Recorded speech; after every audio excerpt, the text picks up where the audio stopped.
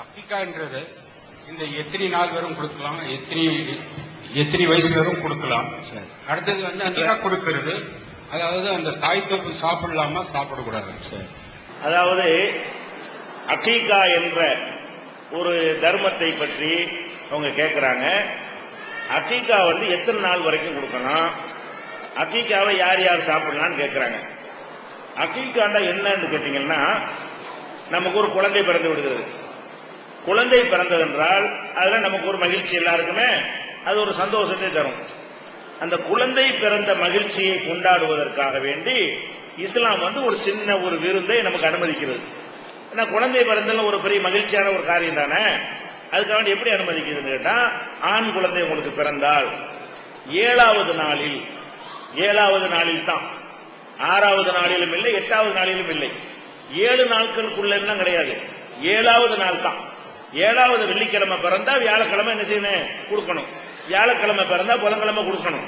அப்ப என்னைக்கு பிறந்த கிழமைக்கு முதல் நாள் வச்சா 7வது நாள் ஆயிரும். அப்ப ஒரு குழந்தை நமக்கு ஆம்பளை புள்ள பிறந்தால் 7வது நாளில் 2 ஆடுகளை எடுத்து என்ன செய்யணும், அதை இறைச்சியாவும் கொடுக்கலாம், சமைச்சியும் கொடுக்கலாம், விருந்தாவும் கொடுக்கலாம். அதான் அக்கீகாங்கிறது. மகிழ்ச்சியை கொண்டாடுவதற்காக வேண்டி இது ஆம்பளை பிள்ளை பிறந்தால் 7வது நாள் ஒரு 2 ஆடும், பொம்பளை பிள்ளை பிறக்குமையானால் 1 ஆடும் அக்கீகாவை கொடுக்கணும் என்று இருக்கிறது. தலைப்பிள்ளைக்கு தான் கிடையாது.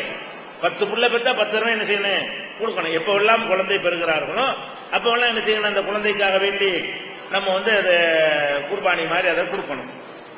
இதுல கொடுக்க வேண்டிய நாள் நல்லா விளங்கிக்கிறோன்னு 7வது நாள் தான் கொடுக்கணும். இது கட்டாயமா, இது கொடுக்கலன்னா பெரிய பயங்கரமான கொஸ்டின் வந்துருமான்னு கேட்டா, ரசூல் ஸல்லல்லாஹு அலைஹி சொல்றாங்க, லிமன் ஷா, விரும்பினவங்க கொடுக்கலாம். ஏன்னு கேட்டா, காசு சம்பந்தப்பட்டதை எல்லாருக்கும் கட்டாயமாக்க முடியாது.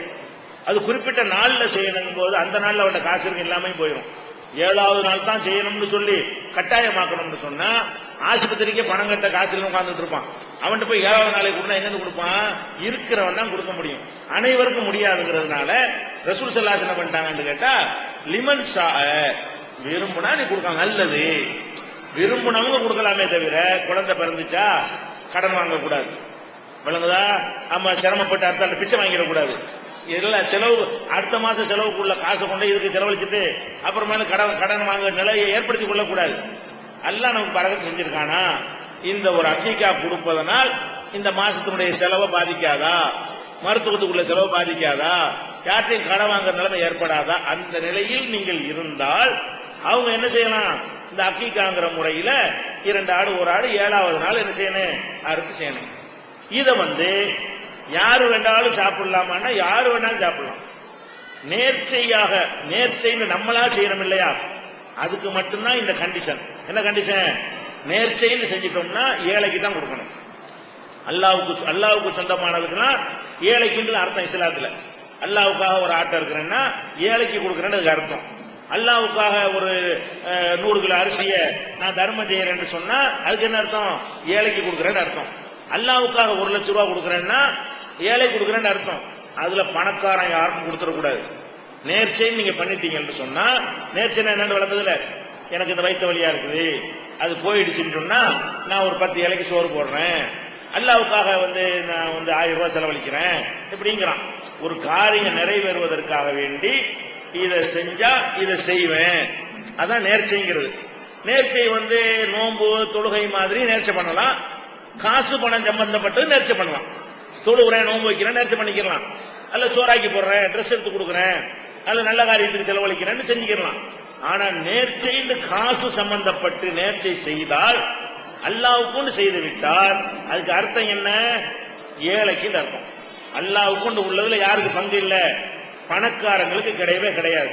அப்ப நீங்க ஒரு ஆட்டை இருப்பதா நேர்ச்சை பண்ணீங்கன்னு வைங்க, அதை நீங்க சாப்பிடக்கூடாது. உங்க சொந்தத்துல பணக்காரங்க இருந்தா சாப்பிடக்கூடாது. உங்களுக்கு தெரிஞ்சவங்கள பணக்காரங்க இருந்தா சாப்பிடக்கூடாது.